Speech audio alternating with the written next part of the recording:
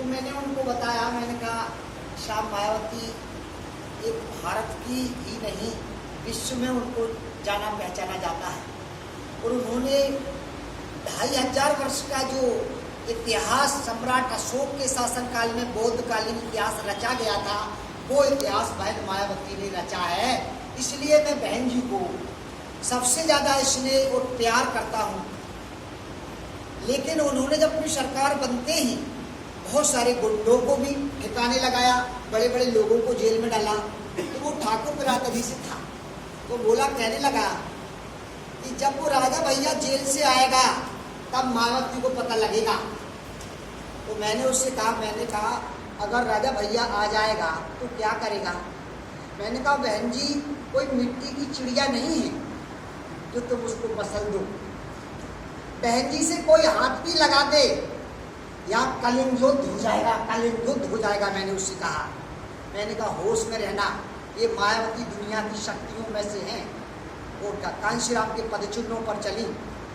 और जो महापुरुषों के पदचिन्हों पर चलता है वह सही मूवमेंट को परखता है। लेकिन दुख इस बात का होता है कि जो मानवर कांशीराम का मूवमेंट कैसे चला, किन परिस्थितियों में चला, हमारे आजाद साहब को सारी चीज़ें मालूम है। मैं महाराष्ट्र की घटना बताना चाहूँगा कि महाराष्ट्र में कांशीराम का प्रचार प्रसार चल रहा था। उस समय चुनाव का टाइम था। उस चुनाव में जो उनको प्रचार लिखा जाता है आजाद साहब, तो वो आखिरी दिन था उसमें। तो सारी जगह लिख करके आए साहब, रात के 11 बजे आए कार्यालय पे, तो उस कार्यालय के सामने ही नहीं लिखा गया था प्रचार। तो साहब आए, अपने कार्यकर्ताओं से कहा कि आपने यहाँ क्यों नहीं लिखा है और कल लिखना मना है। तो कार्यकर्ता कहने लगे साहब वो पेंटर चला गया, वो फलाना चला गया, मतलब एक बहाना बनाने लगे साहब के सामने। बोले नहीं नहीं आज लिखा जाएगा, यहाँ कार्यालय के सामने लिखा जाएगा, प्रचार विज्ञापन लिखा जाएगा। तो कार्यकर्ता गए, पेंटर को बुला के लाए। पेंटर आया, एक कार्यकर्ता बोला साहब सीढ़ी वाला नहीं है, सीढ़ी वाला बंद करके चला गया।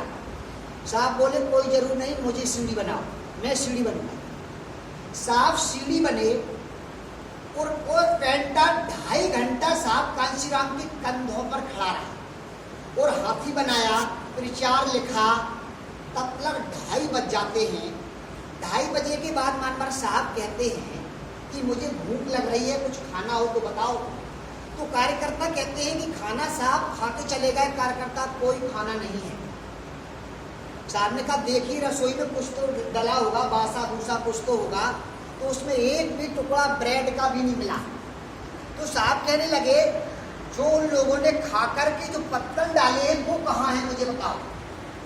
तो साहब से कहते वो तो कूड़ादान में नाली के पास डाल दिए हैं। तो साहब बोले चलो वहाँ ले चलो मुझे।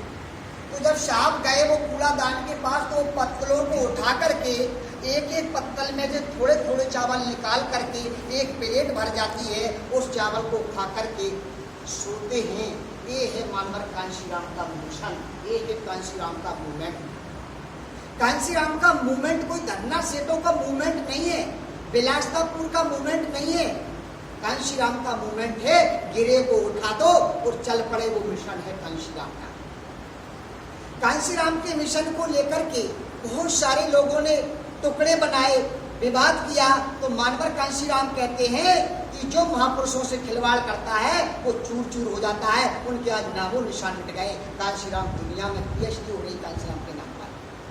तो मानवर कांशीराम जो बाबा साहब की सच्ची सिपाही निकले और मानवर कांशीराम ने जो करिश्मा दिखाया, वो आज कांशीराम युग है। और कांशीराम के युग के बिना कोई समस्या हल नहीं हो सकती इस देश के अंदर, ये मैं दावे से कह सकता हूँ। क्योंकि मनुवाद की जो परतें हैं, मनुवाद की जो जड़ें हैं, वो बहुजन समाज ही तोड़ है और कोई तोड़ नहीं इसका, और कोई निराकरण नहीं इस देश के अंदर कि मनुवाद की जो जड़ है वो उखाड़ सके। वो मानवर कांशीराम के शिष्य और मानवर कांशीराम के सिपाही ही उखाड़ सकते हैं। ये शायद मानवर कांशीराम ने कहा हो, चाहे बाबा साहब ने कहा हो कि भारतीय समाज की समस्या राजनीति से ही हल होगी, और राजनीति वो समस्या है जिससे हर समस्या के ताले खोले जा सकते हैं।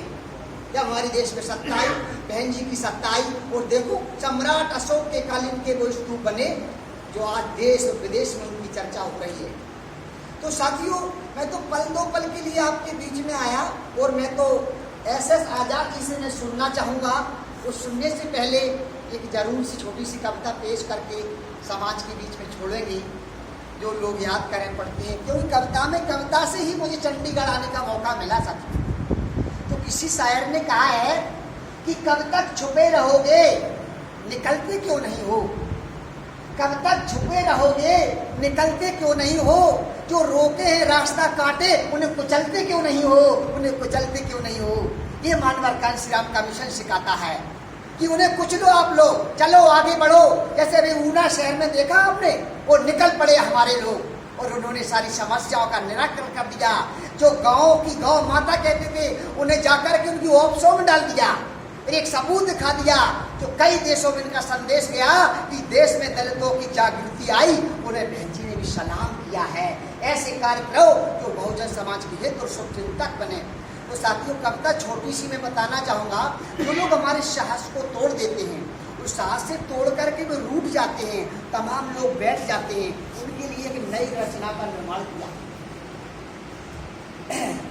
कि देखें, जिसने जाना मूल समय का वह हरदम आगे बढ़ पाया, जिसने जाना मूल समय का वह हरदम आगे बढ़ पाया।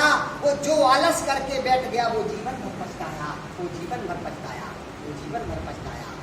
चलते रहो सदा जग में, चलते रहो सदा जग में, थक जाने पर क्या सुस्ताना। चलते रहो जग में सदा, थक जाने पर क्या सुस्ताना। वो जो आलस कर बैठ गया उसे तो पड़ा पछताना, उसे तो पड़ा पछताना, उसे तो पड़ा है पछताना। और मेहनत सफलता की कुंजी है, मेहनत सफलता की कुंजी है, वीरों ने गले लगाया। और जिसने जाना मूल समय का वह हरदम आगे बढ़ पाया, वह हरदम आगे बढ़ पाया। जो आलस कर बैठ गया वो जीवन भर पछताया, वह जीवन भर पछताया। छोटा सा झरना पहाड़ों से जब चलता है, छोटा सा झरना पहाड़ों से जब चलता है, आगे शर्ता बन जाता है, आगे शर्ता बन जाता है। वो छोटी सी चींटी के चलने पर पहाड़ों पर भी रास्ता बन जाता है, पहाड़ों पर भी रास्ता बन जाता है, पहाड़ों पर ही रास्ता बन जाता है।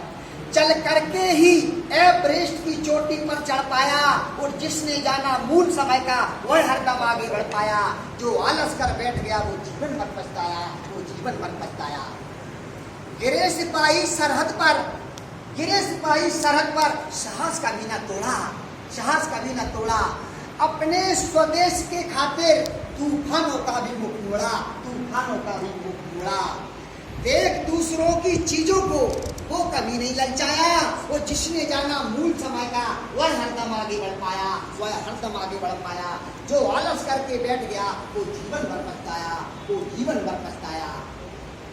और देखें कि एक तिनका करके पंछी अपना नीड़ बनाता है, एक तिनका करके पंछी अपना नीड़ बनाता है। वो धीरे धीरे चल के कछुआ दौड़ जीत में जाता है, धीरे धीरे चल के कछुआ दौड़ जीत में जाता है।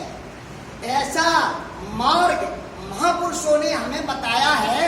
और जिसने जाना मूल समय का वह हरदम आगे बढ़ पाया है। जो आलस करके बैठ गया वो जीवन भर पछताया है, जो जीवन भर पछताया है। लेकिन रहने को बंदर ने घर कभी न बना पाया, लेकिन रहने को घर बंदर ने कभी न बना पाया। वो जब जब भीगा बर्फों में मन ही मन पछताया, मन ही मन पछताया। अकरमंड है भार धरा पर, अकरमंड है भार धरा पर, वीरों ने हमेशा ठुकराया। वो जिसने जाना मूल समय का वह हरदम आगे बढ़ पाया, वह हरदम आगे बढ़ पाया। अंतिम लाइनें हैं कविता की, तो हम आजाद साहब के चरणों में और बहन जी के चरणों में समर्पित करता हूँ। और हम सभी चंडीगढ़ वासियों के लिए समर्पित करता हूँ। क्या देखें, इस पृथ्वी सूर्य के दिन रात चक्कर लगाती है, पृथ्वी सूर्य के दिन रात चक्कर लगाती है।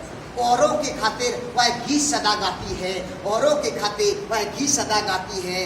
पृथ्वी ने अब तक एक पल भी नहीं गमाया है। वो जिसने जाना मूल समय का वह हरदम आगे बढ़ पाया। जो आलस करके बैठ गया वो जीवन भर पछताया। जय भीम, नमो बुद्धाय।